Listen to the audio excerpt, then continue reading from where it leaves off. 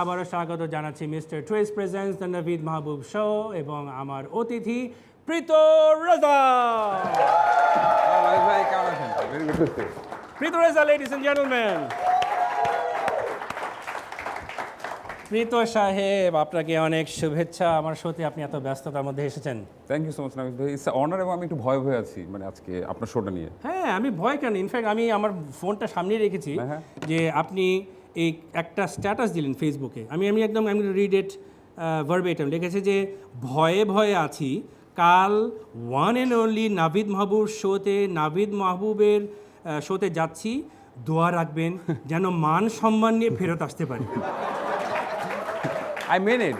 You mean it? I mean it. আচ্ছা, এখানে মান সম্মান হানি হয়েছে এমন কি দেখেছেন আমার শোতে কোনো না সময়? না এমনি মানে একটু থাকে না যে থাকে? হ্যাঁ হ্যাঁ ইউ লুক একটু- ভেরি শাই। একটু- কিন্তু আমার স্ট্যাটাসটা শেষ করতে হবে, এর পরের লাইনটা আরও মডার্ন। জানেন তো এই শোতে যাতে না যেতে হয় সেই জন্য ডোনাল্ড ট্রাম্প ঢাকা সফর বাতিল করেছেন। কেন এত ভয় কিসের? না এমনি নাবিদ ভাই মানে প্রীত, আপনি হলেন কত মানুষের বিবাহের ছবি তুলেন এবং আমি যতটুকু জানি যে মানুষের বিয়ে হয়নি, ওদের ছবি তুলেছেন বলে তাদের বিয়ে হয়ে গেছে। হয় না আমার ভাই? হাউজ ইট গোয়িং? সো সব কিছু ভালো চলছে। আর এই মুহূর্তে একটু তো নার্ভাস, কেন? কিন্তু আবার একটু ভালো লাগছে। নার্ভাস আপনার সামনে, আপনি কখন কি প্রশ্ন করেন মানে আমি আমার তো- ক্যারিয়ার আসলে হুমকির মুখে। আমি এই শোটা যদি আমি পার হয়ে যেতে পারি, সো নাবিদ ভাই আমার সামনে আমি আসলেই মানে আনন্দিত এবং চিন্তিত দুটোই। তার মানে কি আপনার মনে হয় যে এই শোতে আসলে ক্যারিয়ার ভালো হতে পারে, ভেঙেও যেতে হতে পারে, পারে, দুটোই মেক হতে অর পারে। ব্রেক? দুটোই হতে পারে। তাহলে কি করলে এটা এখন আরো উঠবে বলেন আমাকে। তাহলে আপনি আমাকে বলেন নাভিদ ভাই, আপনি এই প্রশ্নটা আমাকে করেন। Yes true. আপনি নিশ্চয়ই আমাকে আমার সবচেয়ে অপছন্দের কোশ্চেনটা দিয়ে শুরু করবেন না? তাহলে আপনি বলেন যে আপনার সবচেয়ে আমার অপছন্দের সবচেয়ে প্রশ্ন। অপছন্দের প্রশ্ন হচ্ছে যে আপনি কি ক্যামেরা দিয়ে ছবি তোলেন? ইনফ্যাক্ট আপনার পাশে একটা ক্যামেরা আছে, দেখেন। ইউ হ্যাঁ, লাইক দিস দেখতে ক্যামেরা? পাচ্ছি। জোশ। আপনি দেখলে তো মনে হয় পাগল হয়ে যাওয়ার কথা। ফাইন, আপনি কি ক্যামেরা দিয়ে ছবি তোলেন? ব্র্যান্ডের নাম বলেন না, তাহলে আবার স্পন্সরশিপ ছুটে যেতে পারে। স্যার নাবিদ ভাই, এই প্রশ্নটা যদি আমি আপনাকে করি, আপনি রাখতে পারেন? হ্যাঁ, আমি সব প্রশ্ন রাখি। আমি হলাম কমেডিয়ান, গন্ডারের চামড়া নিয়ে করি। So, আপনার বাসায় এই শোটা করার পর যদি আজকে রাতে আমরা খেতে যাই, আপনি আমাকে নিশ্চয়ই দাওয়াত দিবেন। অবশ্যই দাওয়াত দেবো। খাওয়াটা খাওয়ার পরে আমি একটা গরু খিচুড়ি খেলাম আপনার স্পেশাল। খাওয়ার পর যদি আমি বলি নাবিদ ভাই খুব খুব জশ হয়েছে খাওয়াটা, কি চুলাই রেঁধেছেন, আরএফএল না র্যানন, how do you will feel? How do you will feel? কিংবা এখানে কেউ যদি বই পড়ার অভ্যাস আছে, প্রিয় লেখককে কি আপনি কখনো প্রশ্ন করেন যে এই উপন্যাসটি কি কলম দিয়ে লিখেছেন? তাহসান আসছিল আপনার সাথে, জিজ্ঞেস করেছিলেন ওই গানটি কোন গিটার কোন মাইক্রোফোন সামনে ছিল? Very true, very fine. এবং আমাদের কিছুদিন আগে একটা বাচ্চাও হয়েছে।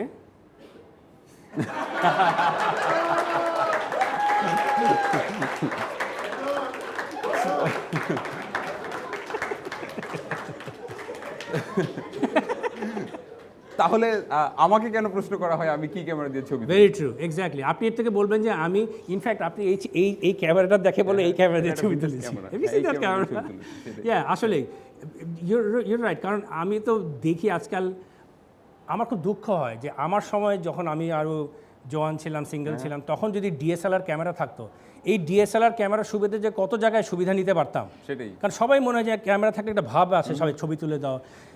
আপনার ক্ষেত্রে কি ক্যারিয়ারে এরকম কোনো সময় হয়েছিল যে আপনাকে বলে ছবি তুলে দাও, ছবি তুলে দাও, যখন শুরু হচ্ছিল বিশেষ করে? আমার ক্যারিয়ার শুরুটা আসলে একটু ভিন্ন ছিল। আমি ঢাকা বিশ্ববিদ্যালয়ে পড়তাম, তখন আমি আমার ক্যারিয়ার শুরু করেছিলাম 20 টাকা দিয়ে ছবি তোলার মধ্যে দিয়ে। সো বিভিন্ন 20 টাকা কি ওই সময় অনেক ছিল নাকি কম ছিল? না, অনেক ছিল না, কমই ছিল, মানে খুব বেশি ছিল না, বাট ইটস ওকে। সো বিভিন্ন দিবসে তখন পহেলা কি ধরনের ক্যামেরা? তখন কি ডিজিটাল ক্যামেরা ছিল? তখন ডিজিটাল ছিল না, তখন আসলে আমরা ফিল্মে ছবি তুলতাম, তার কিছুদিন পরে ডিজিটাল। তখন এই ডিজিটাল আসি করছে আসলে বেসিক্যালি।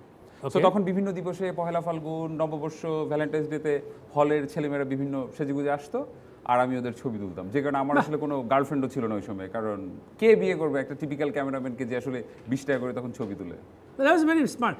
আর এই 20 টাকার এই অ্যাডভার্টাইজ মার্কেটিংটা করতেন কিভাবে তখন? সো আমরা যেটা করতাম যে বিভিন্ন হলে আমরা মানে কি আরো আপনার সাথে? আমি সাথে অ্যাসিস্ট্যান্ট বা দু একজন আর কি, মানে আমি সো আমরা যেটা করতাম যে হলে বিভিন্ন আমি আসলে ছোট একটা প্ল্যাকার্ড থাকতো। সো সেই প্ল্যাকার্ড নিয়ে যে এখানে 20 টাকা করে ছবি তোলা হয়।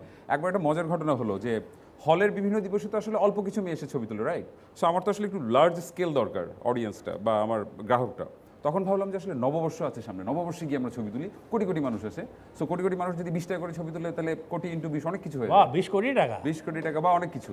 কথা। কিন্তু আমার আশাভঙ্গ হলো যখন আসলে আমাকে পিকেটার মানে পুলিশ আসলে যখন দাবরানি আমি সাইনবোর্ড নিয়ে বসে পড়লাম, আমার 2টা কাজিন সহ 20 টাকা করে ছবি তোলা হয়, 4R প্রিন্ট সহ, তারপর আমরা ধাওয়া খেয়ে আসলে চলে আসি আর কি। তো ধাওয়া কি শুধু আপনাকে করা হয়েছে আমি নাকি আরো ছিল? কাজিন, হ্যাঁ, মানে জাস্ট ও তো আমাকে ভেবেছে যে আমরা ওখানে হকারি করছি, তো সেই কারণে আসলে পুলিশ ধাওয়াটা দিয়েছে। ওখানে তো বোধহয় পারমিট লাগে। Okay fine. আমি জানতাম না সেটা। তো এইটা কি ওই সময় কি পোলারয়েড ক্যামেরা নাকি ওই যে এলিফ্যান্ট রোডে কি প্রিন্ট করে নাকি নিজে এলিফ্যান্ট রোডে গিয়ে প্রিন্ট করতাম, আমরা একটা ল্যাবে গিয়ে প্রিন্ট করে নিয়ে আসতাম। হ্যাঁ, ওখানে আমি নামটা বলছি না, কিন্তু নামটা আমার মানে সবাই ওখানে যেত। সবাই আগে কত কষ্ট ছিল ছবি তোলা। হ্যাঁ, একটা ছবি মানে খুব হিসাব করে যে আমি এখন 36টা ছবি তুলবো। হ্যাঁ, এখন মানে এখান থেকে 36টা সেলফি তুলে। এবং আগে কি করতাম আমরা, মানে যে কোনো একটা ইভেন্টে গেলে রিকোয়েস্ট করে না যে ভাই একটা ছবি তুলে দেন বা আমার একটা ছবি তুলেন, তখন আমরা অ্যাক্ট করতাম যে আমরা ছবি তুলছি, ছবি কিন্তু আসলে তুলতাম না। ওই যে এইভাবে ধরে ফ্ল্যাশের মধ্যে পুশ করতাম, শুধু ফ্ল্যাশটা জ্বলতো, ছবি আসলে তো আগে অনেক কিছুই করতে হতো। এটাকে ডোনাল্ড ট্রাম্প বলবে that's totally fake, fake photo, fake photo. ছবি তো অনেকেই তুলে, কিন্তু আপনি হলেন সফল একজন উদ্যোক্তা, আমি সেভাবে বলি। একটা হলো ইউর ব্র্যান্ড। তো সেই 20 টাকা থেকে এইখানে আসার জার্নিটা কীরকম, যে তখনই আপনি চিন্তা করছেন না এটাকে বড় স্কেলে করতে হবে, এটাকে সাস্টেইনেবল করতে হবে? সো আমি আসলে যে ফ্যামিলি থেকে উঠে এসেছি, আমার ফ্যামিলিতে আমি বাবাকে বললাম এইচএসসি কমপ্লিট করার পর যে বাবা আমার খুব ইচ্ছা যে আমি ক্যামেরার পেছনে কাজ করবো, সো আমি জাহাঙ্গীরনগরে নাট্যকলায় ভর্তি হবো। আমার বাবা শুনলেন, তারপর বলবেন হারামজাদা, লোটা কম্বল নিয়ে বেরোয় যায়। লোটা কম্বল এবং ক্যামেরা। আমি আসলে যে ফ্যামিলি থেকে উঠে এসেছি মধ্যবিত্ত, এটা আসলে খুব কঠিন ছিল ভিন্ন কিছু করা। এখনো এরকম কঠিন, ভিন্ন কিছু করা কঠিন। এখন তো কিছু এক্সাম্পল হয়তো তৈরি হয়েছে আপনার মাধ্যমে, হয়তো বা নিশ্চয়ই আরও অনেক পাইনিয়ার আছেন এখানে। সো আমি যেটা বলছি যে ওই সময় খুব কঠিন ছিল বিষয়টা, কিন্তু আমি কেন জানি না আমার আসলে ফটোগ্রাফার হতে ইচ্ছে হতো এবং আমি জানতাম যে আমাকে দিয়ে হবে। আরেকটা বিষয় আমি সবাইকে প্রশ্ন করি সবসময় যে আপনার প্রিয় শব্দ কি নাবিদ ভাই? প্রিয় শব্দ গেলি। আমার প্রিয় শব্দ জানতে চান? হ্যাঁ, আমার প্রিয় শব্দ হচ্ছে না। না। সো ছোটবেলা থেকে সবচেয়ে বেশিবার যে শব্দটা আমি শুনেছি সেটা হচ্ছে না। না, এটা করো না, এটা দেখো না, ওর সাথে মিশো না, এটা পড়ো না, ওটা পারবে না, হবে না, হবে না, হবে না, কিচ্ছু হবে না। সো ছোটবেলা থেকে আপনি জানি আমাকে আপনাকে দিয়ে কিছু হবে না। আমি কেন জানি এটা ব্যতিক্রম ছিলাম, আমি যখনই না শুনতাম তখনই আমি কোথা থেকে যেন এক গাদা সাহস পেয়ে যেতাম আমাকে এটা করতেই হবে। সো ওই যে না, এটা পারবো না, এটা করতে হবে না, আমাদের ফ্যামিলিতে এসব হবে না, এই সব কিছু মিলে ঝুলে আসলে আমার কাছে মনে ছিল এটা আসলে করতেই হবে, কিন্তু আমার জবাবটা দিতে হবে আসলে আমার কাজ দিয়ে। আমি আসলে আমার এমনও আছে যে নাবিদ ভাই, আমার বিশ্ববিদ্যালয়ের বন্ধুরা লজ্জা পেত আমাকে নিয়ে। ধরেন আমি ক্যাম্পাস দিয়ে হাঁটছি, ও বলতো যে কী দরকার, টাকা পয়সার এত সমস্যা হলে তো টিউশনই করলে পারো, এই 20 টাকা করে ছবি তোলা দরকার কি? আমার একটা কাজিন একবার বিয়ের প্রোগ্রামে আমি গেলাম, আমি আকবারে গেলাম, ওকে দেখে ও আমাকে চিনতে পারলো না, কারণ ও তো ইনভাইটেড গেস্ট, আমি তো টিপিক্যাল ক্যামেরাম্যান। ও আচ্ছা, এটা ওই সেই তখনকার ক্যামেরাম্যান হলো যে তখন কিন্তু, এখন কিন্তু ক্যামেরাম্যানদের যথেষ্ট সম্মান দেওয়া হবে, কিন্তু আমার তো মানে যেমন আমার বিয়ের সময় মনে আছে যে ওই আমলে কিন্তু ক্যামেরাম্যানদের খুব একটা সম্মান দেওয়া হতো না, মানে ইনফ্যাক্ট গাড়িতে তখনের অভিজ্ঞতা কিভাবে সবসময় একটা সাদা পুরোনো ভাঙাচোরা মাইক্রো ভাড়া করা হতো। সো বিয়েতে আনা ওই যে গিফটগুলো 300, 600 টাকা, 800 টাকা দামের গিফটগুলি সব উঠানো হতো, কাজের বউ উঠানো হতো, সবার প্রতি শ্রদ্ধা রেখে বলছি, তারপর আমাদেরকে উঠানো হতো, মানে টিপিক্যাল ফটোগ্রাফার বা ম্যানদের আর কি। সো সেই জায়গাটা এখন পরিবর্তন হয়েছে, সেটা দেখতে খুব ভালো লাগে। এখন জিজ্ঞেস করে আপনি কি সকালের ফ্লাইটে যাবেন না বিকেলের ফ্লাইটে এসে আগের রাতে ঘুমাবেন, মানে ব্যাপারটা ইন্টারেস্টিং। আমাকে তো এখন এটাও জিজ্ঞেস করেন, আপনি হাসাবেন, হাসাই দিয়ে চলে যান, বাস আবার কি ফ্লাইট আর। Alright, and how's the family? How's the family? So খুব ভালো, I'm blessed, I'm all the way blessed. I'm blessed with twin baby boy. So মানে I have a beautiful wife, so I'm all the way blessed. এবং Does she say the same thing also? মনে হয় না, I have doubt. So আমার বন্ধুরা সবসময় বলে যে আমার রুচি খুব ভালো, কিন্তু আমার বইয়ের রুচি খুব খারাপ। মানে twin boys, right? Twin boys. তো এরা যখন যেটা হয় যে বিশেষ করে প্রথম যখন মানে আমরা বাবা বা মা হতে যাই, তখন খুব একটা উত্তেজনা, একটা এক্সাইটমেন্ট থাকে, এবং সবচেয়ে মজাটা হয় আলট্রাসনোগ্রাম নিয়ে, যে ছেলে না মেয়ে না আমরা সারপ্রাইজ রাখবো। তো আপনি যেহেতু ফটোগ্রাফার, এখানে কি আপনার একটা এক্সট্রা মজা ছিল আলট্রাসনোগ্রাম ছবি, এরকম কিছু ছিল নাকি? সো টুইন বেবির ব্যাপারটা আমি আসলে ঠিক বুঝতে পারছিলাম না, যে আসলে খুব এক্সাইটেড ছিলাম, কিন্তু আসলে ঠিক মায়ের মতো করে, মানে আমার ওয়াইফের মতো করে আসলে আমি ঠিক বুঝতে পারছিলাম না। তো ও একবার আলট্রাসাউন্ড করতে গেলে ও একা ছিল, তো ডাক্তার আলট্রাসাউন্ড করার পর বললো যে আপনি একা পাঠিয়েছেন ওকে করতে, মায়ের খান নিয়ে পরে? আমি আসলে কাজে ব্যস্ত, অ্যাসাইনমেন্ট ছিল। ওকে ফাইন, নাহলে কিন্তু প্রেগনেন্সির সময় কিন্তু বসকে কিন্তু খুশি রাখা লাগে। ও যখন আলট্রাসাউন্ড করতে গেল, ডাক্তার বললো যে ডাবল চার্জ হবে। আমার বউ তো খুব বললো যে কেন ডাবল চার্জ হবে, বললো যে আপনার যেহেতু double baby, twin baby, so আমাদের ডাবল রিল খরচ হচ্ছে, ডাবল চার্জ হবে। আমার বউ অনেকক্ষণ বোঝানোর চেষ্টা করলো যে না, কোনোভাবেই ডাবল চার্জ আমি দিব না, এটা সেটা। পরবর্তীতে কোনোভাবে বুঝাতে না পারে সে খেপে গিয়ে বলে উঠলো, শোনেন আমার যে আমার প্রফেশনাল ফটোগ্রাফার, পোর্ট্রেট লাগবে না, গ্রুপ ছবি তুলবে। And then কিন্তু তাতে কোনো কাজ হয়নি, ডাবল চার্জে ছিল। ডাবল চার্জই হয়েছে। তাহলে আপনার সাথে যদি আমি গিয়ে বলি ভাই আমি আর আমার স্ত্রী ছবি তুলবো, তখন আপনি ডাবল চার্জ করবেন নাকি? না, এটা গ্রুপ ফটো। আই উইশ যে আমি যদি সেটা করতে পারতাম। ওকে ওকে গুড। এবং আমি এমন একটা পেশায় কাজ করি, আমি নাহিদ ভাই, আমি কাউকে বলতে পারি না যে ভাই আরেকবার আসবেন। ও আচ্ছা আচ্ছা আচ্ছা। So, আপনি চিন্তা করে দেখেন আমার সকল না কিন্তু আপনি তো দিতে পারেন, যেমন প্লেনে ফ্লাই করলে ফ্রিকোয়েন্ট ফ্লায়ার থাকে না, সো আপনি বলতে, আচ্ছা ফাইন, নেভার মাইন্ড। বিয়ের কথা বলছি এখানে কিন্তু আছে আমাদের অডিয়েন্সের মধ্যে আছে দু একজন হয়তোবা, যে হয়তোবা আমরা ভবিষ্যতে এই এপিসোডটি হয়তো ভিডিওতে দেখা যাবে, তারা বলে দেখেছো তখন আমাদের বিয়ে হয়নি, আজকে পিতরেজার আশাতে আমাদের বিয়ে হয়ে গিয়েছে। দোয়া করে দিব। হ্যাঁ দোয়া করে দিব। হ্যাঁ ডেফিনেটলি। এখানে কেউ আছে যারা ইজ এনিবডি, কেউ কি বাইরে যাচ্ছে, ইজ এনিবডি গোয়িং আউট, নাকি এখন ক্যামেরার সামনে কেউ বলতে চাচ্ছে না? কেউ আছে? ও সবাই সুবোধ বালক বালিকা এখানে না? আচ্ছা ঠিক আছে ফাইন। বা যদি কেউ আপনারা এখন হয়তো ক্যামেরার সামনে বলতে চাচ্ছেন না, কিন্তু যদি মনে করেন যে ভবিষ্যতে আপনাদের বিয়ের সম্ভাবনা আছে, প্রীতরেজা হয়তো বা আজকে আপনাদেরকে এসে বলেন না আবার যে ডিসকাউন্ট দেন, না ডিসকাউন্ট দেবে না, কিন্তু প্রীতরেজাকে নিয়ে যেতে পারেন। শোনা গেছে যে প্রীতরেজা যেই বিয়েতে ছবি তোলে, সেই ছবি নাকি মানে সেই বিয়ে নাকি সারা জীবন ভালো করে টিকে যায়, এটাও শুনেছি। Is it true? না, সেটা এখন আর চাই না আসলে। চান না? মানে আমি চাই যে আসলে গ্রাহকরা বারবার আমার কাছে আসুক, বুঝছেন না? মানে নাহিদ ভাই আইসেন। হ্যাঁ না না আমি আসবো না, আমার 3 বাচ্চার বাপ আমি এখন। শুনেন, একটা ওয়ান ইজ এনাফ। বাট আপনার আচ্ছা এটা জিজ্ঞেস করি যে অনেক সময় ঘটকদের ক্ষেত্রে যেমন একটা পরিসংখ্যানের ব্যাপার আছে, যে 100টা বিয়ে দিয়েছে, তার মধ্যে সবসময় জিজ্ঞেস করি যে তার মধ্যে কয়টা ভেঙে গিয়েছে, আমাদের একটু বলতে হবে, যত কম তত ভালো, তাই না? তো আপনার ক্ষেত্রে কি এরকম স্ট্যাটিস্টিক্স আছে? আপনি কি কোনো লগ রাখেন যে আমি এতগুলি বিয়েতে ছবি তুলেছি, এর মধ্যে এতগুলি টিকেছে, এতগুলি টিকে নেই? না, এটা আসলে রাখি না, কিন্তু ইদানিং একটা ঘটনার পর থেকে খুব দ্রুত ডেলিভারি দেওয়ার ব্যবস্থা করি। একবার হলো কি, একটা প্রোগ্রাম আমরা অনেক বড় কাজ ছিল, আমরা একটু কাজটা গুছিয়ে আনার পরে ওরা কোনোভাবে ডেলিভারিটা নিচ্ছে না, বা ওরা কোনোভাবে আসলে যোগাযোগ করছে না। তখন পরবর্তীতে আসলে আমরা অনুসন্ধান করে দেখলাম যে আসলে বিয়েটা ভেঙে গেছে। তো এখন আসলে বিয়ে ভেঙে যাওয়ার আগেই ডেলিভারিটা দেওয়ার চেষ্টা করি, মানে খুব দ্রুত আর কি। কিংবা বিয়ে হওয়ার আগেই দিয়ে দিতাম। How is that possible?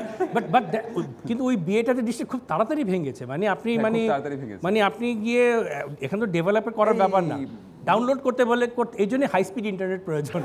তাড়াতাড়ি ডাউনলোড করে বিয়ে ভেঙে যেতে পারে।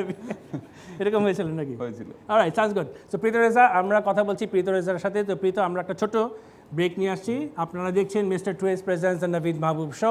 ছোট্ট একটা বিরতি নিয়ে আসছি এবং ফিরে এসে আবার আমরা কথা বলছি আমার অতিথির সাথে। সঙ্গে থাকবেন।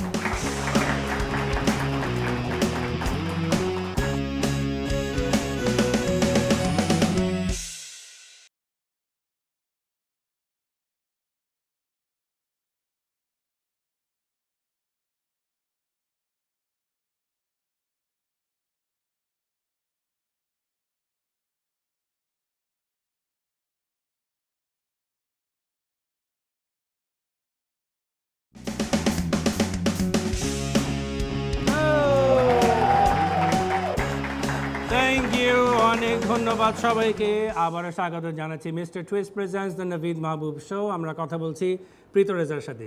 তো প্রীত, আপনি তো অনেক সেলিব্রিটিদের ছবি তুলেন, এবং সম্প্রতি দীপিকা পাড়ুকোন উনি এসেছিলেন, এবং সেই উনার ছবি তো আপনিই বোধহয় অফিসিয়াল ফটোগ্রাফার ছিলেন। How was that experience? So ছবি তো ভালো ছিল, আর সেলিব্রিটি ছবি তুলতে মজাই লাগে, সব কিছু মিলে ঝুলে। ওগুলি বাদ দেন, হাউ ওয়াজ দীপিকা সেটা বলেন। ও নাহিদ ভাই, এটা কি রেকর্ড হচ্ছে এখন? That's fine, you know. What's it? I can also blackmail you with this video. এটা পরে বলি আপনাকে। হ্যাঁ? অফ দীপিকাকে দেখার পর আসলে খুব ভালো লেগেছে, মানে সিম্পলি, মানে সিম্পল একটা থাকে না যে চুমকি ঝামকি জামা পরে আসে না, খুব সিম্পল একটা I শাড়ি think পরে that's এসেছে, মানে- আমি নিজে অত বলিউডের দেখি না বা ফলো করি না বা ইয়ে না, কিন্তু দীপিকা আমার ওই কারণেই ভালো লাগে যে she is so simple and she is so beautiful, you know. Gorgeous. So মজার পার্টটা ছিল, আমরা যখন গ্রিন রুমে ছিলাম, সো কোনো কারণে আয়োজক যারা ছিলেন সবাই শখ করেছে দীপিকার সাথে একটা পোর্ট্রেট করবে। ঠিক আছে, আমি মূল কাজটা শেষ করে ওদের ছবি তুলছিলাম। সেটাই স্বাভাবিক, সবাই। কোনো এক অদ্ভুত কারণে ওখানে ওই রুমটাতে ওই সময় যারা ছিলেন সবাই খুব স্ট্যান্ডার্ড হাইটের ছিলেন। সো তো স্ট্যান্ডার্ড হাইটের সংজ্ঞাটা কি আপনার? স্ট্যান্ডার্ড 5 হাইটের সংখ্যা ফুট ধরেন 5, 4, 5 ওকে ফাইন, কিছু একটা। Okay fine. আমরা সো তারপর আমি এরপর সবার ছবি তোলার পরে আমি দীপিকার সাথে আমি নিজে একটা ছবি তুলবো। হ্যাঁ, সো আমি যখন দীপিকার পাশে দাঁড়ালাম, দীপিকা আমার দিকে এইভাবে তাকালো, So, আমার কাছে তখন ব্যাপারটা খুব ভালো লাগছিল, মানে দীপিকার ধারণাই ছিল যে বাংলাদেশের সবাই বোধহয় 5 ফিট ব্রড, বুঝছেন? সো মানে ওইটাই আসলে ওই দিনের সবচেয়ে ভালো ব্যাপার ছিল। আমি তো মনে করতে মানে আমি তো এই সিনটা এখন চিন্তা করছি, ইনফ্যাক্ট আমরা একটা প্লে করে দেখাতে পারি এখানে, এদিকে আসেন, যে এরকম এটা হলো প্রীতরেজা, ওকে, এখন আমি হলাম দীপিকা, ওকে ফাইন, আমি একটু ছোট, দীপিকার হাইট কত, হোয়াটস হাউ টল? আমার চেয়ে একটু ছোট ছিল। একটু ছোট, মানে she still very tall, Right, yes. Okay fine. So Deepika হলো সবচেয়ে, হ্যাঁ ছবি তুলছে, তখন আসলো প্রীতরেজা, টিং টিং টিং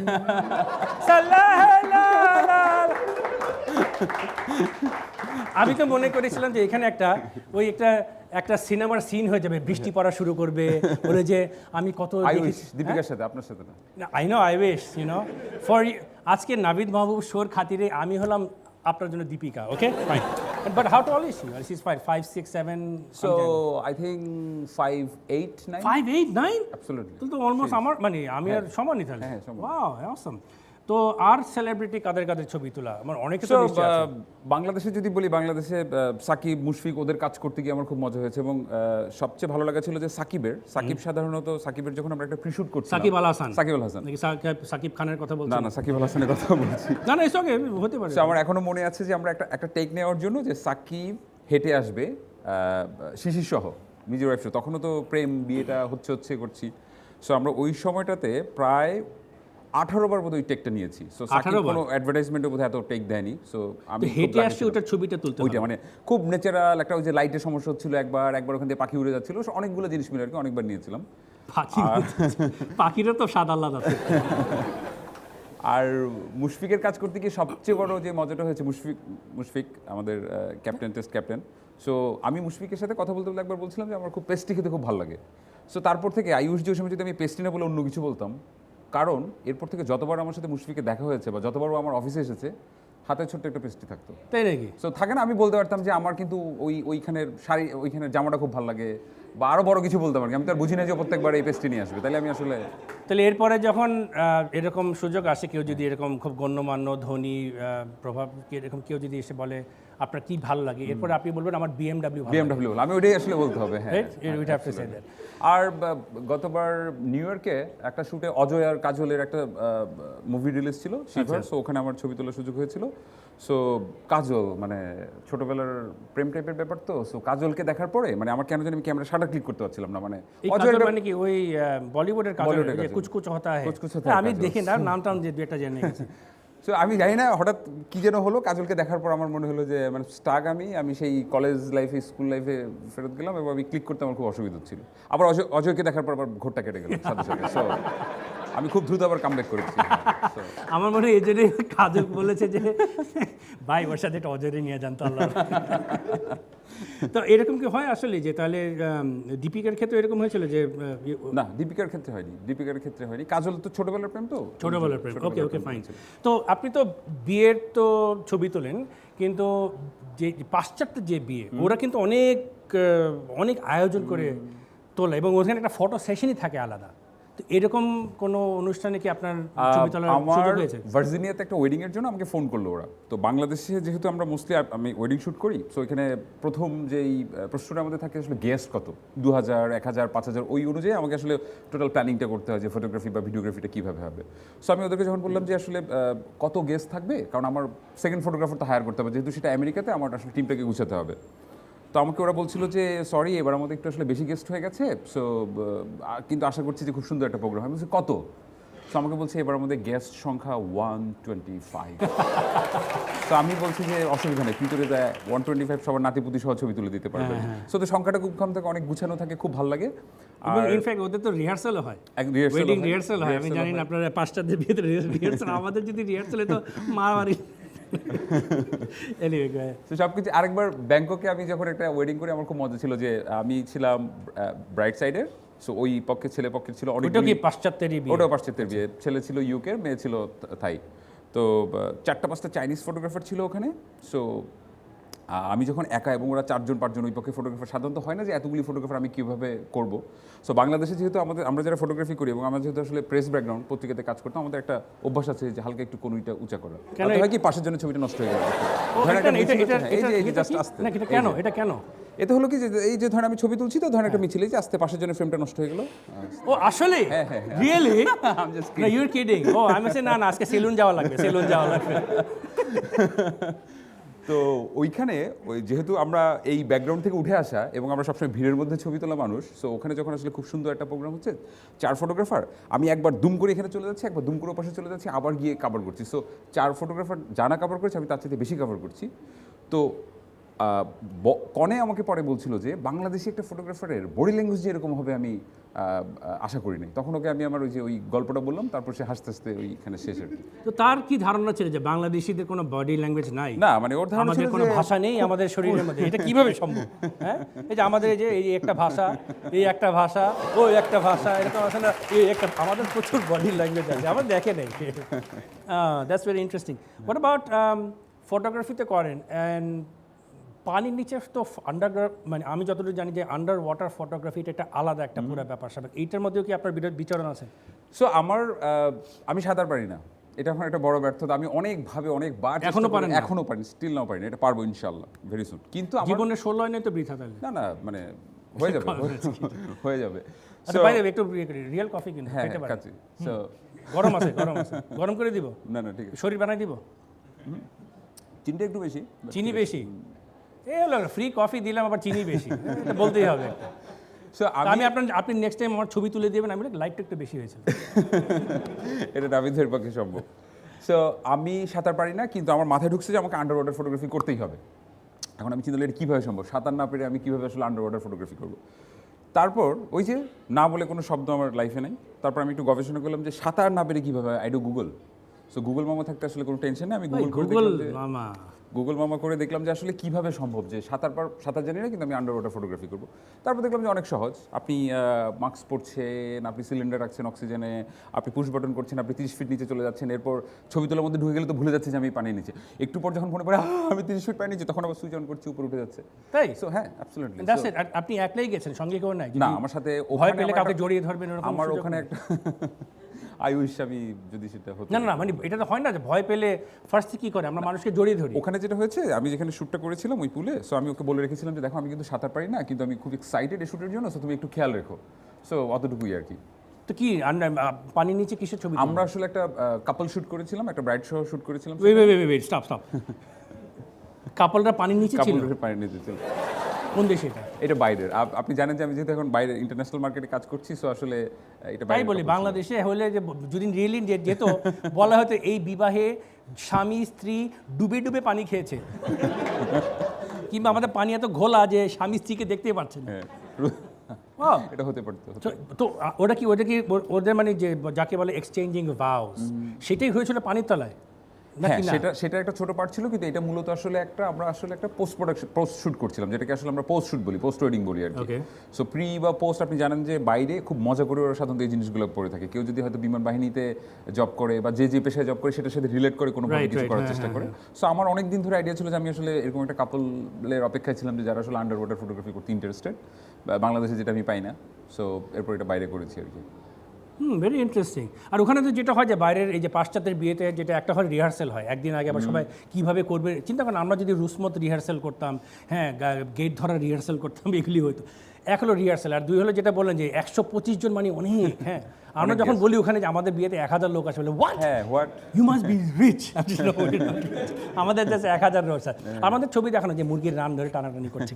আর থার্ড হলো যে এরকম আমার প্রথম এরকম আমেরিকাতে এরকম একটা পাশ্চাত্যের বিয়েতে যাওয়া, যে প্রথমে চার্চে বিয়ে হলো, তারপরে দুপুরবেলা, তারপরে রাত্রেবেলা হলো ডিনার, মাঝখানে বসে এবার তোমরা যাও। আমরা কই যাবো? মানে আমরা ছবি তুলবো।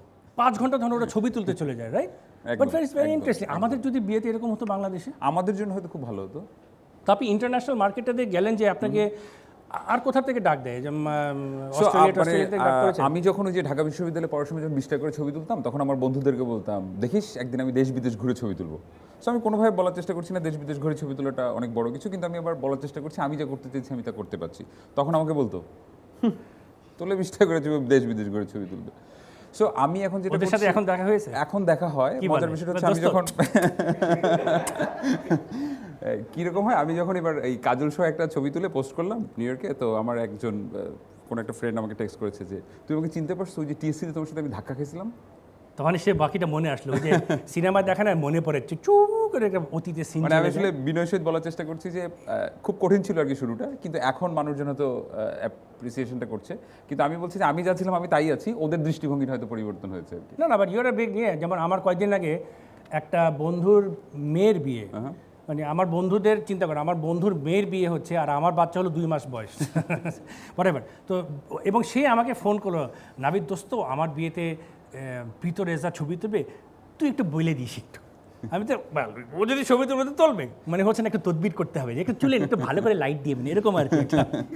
বাট এনিওয়েজ, সো এখন আসলে প্রতি সপ্তাহে বা প্রতি মাসে আসলে অনেকগুলো বাইরের গল্পে খুব ভালো লাগে আমার কাছে। আসলে আমি আসলে এখন নিজেকে আসলে গ্লোকাল ভাবি, কি globally local. Globally local. So আমি আমার লোকাল প্রোডাক্টটা নিয়ে আমি আসলে গ্লোবালি মুভ করতে চাই। সো খুব ভালো লাগছে, আমি আসলে একটা ব্রিজ তৈরি করছি।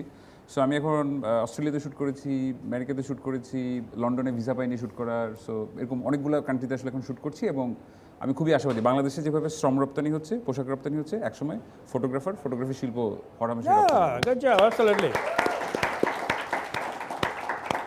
স্পিকিং অফ অস্ট্রেলিয়া, আপনি ওখানে একটা ঘটনা ঘটেছিল, একটা বেশ অপ্রীতিকর ঘটনা ঘটেছিল মনে হয়। আমি যখন অস্ট্রেলিয়াতে একটা শ্যুট করতে যাই, তো একটা চার্চের সামনে আমরা 20 মিনিটের জন্য একটা নামবো। তো আমি যেহেতু বাংলাদেশে বেড়ে ওঠা, আমি আমার সাথে ডাবল সেট আপ 2টো ব্যাগ ছিল, আমি সব কিছু কাঁধে নিয়ে নিলাম। আপনি জানেন বোধহয় যে বাইরে আসলে অ্যাসিস্ট্যান্টের অনেক দাম। সো তাই নাকি? হ্যাঁ, ভালো ফাইন, একটা তাহলে আমরা experience। অ্যাসিস্ট্যান্ট হতে পারি হ্যাঁ, তাহলে। চাইলে অ্যাসিস্ট্যান্ট হতে পারেন। আমার এমন আছে যে আমরা আওয়ারলি $50 করে পে করতে হয়েছে আমার স্ট্যান্ডের জন্য, ওই শুটেই। কিন্তু আমার ওই আওয়ারলি $50? ওকে। সো আমার যখন ওই এই নেক্সট টাইম অ্যাসিস্ট্যান্ট লাগলে। ঠিক আছে। সো আমার যখন অ্যাসিস্ট্যান্ট আসতে দেরি হয়েছিল, সো আমি আমার ব্যাগটা নিয়ে নামছিলাম সব কিছু নিয়ে। তো আমাকে ওখানে একটা ফেলো ফটোগ্রাফার ছিল, ও আমাকে বললো, ও একটু হেসে বললো, এটা কি বাংলাদেশ পেয়েছো? তুমি এখানে চাইলে সব কিছু গাড়িতে রেখে যেতে পারো, কোনো অসুবিধা নেই। আমি ওর কথা শুনে, ও তাই তো, এটা তো বাংলাদেশ না। আমি সব কিছু রেখে গেলাম। ফিরে আসার পর 20 মিনিট পর এসে দেখলাম যে গাড়ির গ্লাস ভেঙে আমার ক্যামেরার ব্যাগ, ওই টোটাল ইকুইপমেন্ট সব কিছু নিয়ে গেছে। এবং সেই অস্ট্রেলিয়াতে এই ঘটনা, অস্ট্রেলিয়ার মতো জায়গায়, একদম সেন্টারে, ধরুন আমাদের গুলশান 2 এর মতো একটা জায়গায়। গুলশান 2 আরো বেশি হয় এগুলো। সো তখন তার চেহারা কি? তখন আপনি বলতেন তুমি তখনও অস্ট্রেলিয়া? খুব, মানে খুব সরি টরি বলছে। কিন্তু সবচেয়ে ভালো লেগেছে, আমরা যখন পুলিশে কমপ্লেন করতে গেলাম, তখন মনে হলো যে আমি একটা 5 স্টার হোটেলে ঢুকেছি। দ্য ওয়ে দে মানে রিসিভ মি, সব কিছু মিলে তখন আমার মনে হলো যে এতবার সরি বলছে, ঠিক আছে মাফ করে দিলাম। মানে ওইটা একটা মজার পার্ট ছিল। মাফ করে দেন ভাই, সরি। হ্যাঁ, সরি। এনিওয়েজ, সো প্রীত রেজা, আপনি অনেক ব্যস্ততার মধ্যে শোতে এসেছেন, আপনাকে অনেক অনেক ধন্যবাদ। এই একটা চিপস দিয়ে দিলাম আপনাকে, এবং এই চিপসের সাথে আমি ছবিও তুলব। আর আপনি আরও অনেক দূরে এগিয়ে যাবেন, এটাই আমি আশা করছি। ঠিক আছে? আর আপনার তোলা ছবি আমার লাগবে। নিশ্চয়ই। ঠিক আছে? আমরা তো একই রেডিও স্টেশনে শো করি, so maybe over there will take a selfie. That's enough. Absolutely. Deal? Deal. Alright, sound good. Done deal. Preet Reza. এবং আমরা সেই সাথে আমাদের অনুষ্ঠানের শেষে চলে এসেছি। যদি ভালো লেগে থাকে, আপনারা অবশ্যই আমাদের সাথে থাকবেন। পরবর্তী সপ্তাহে একই চ্যানেল, একই সময় দেখতে পারবেন Mister Twist presents the Navid Mahbub show. এবং তখন পর্যন্ত নিচ্ছি আপনাদের কাছ থেকে বিদায়। ভালো থাকবেন, সুস্থ থাকবেন, আর মনে রাখবেন সব সময় মুখে একটা ছোট্ট হাসি নিয়ে থাকবেন। Talk to you later. Thank you, Prita. Thank you. Thank you. Thank you. Thank you. Thank you. Thank you.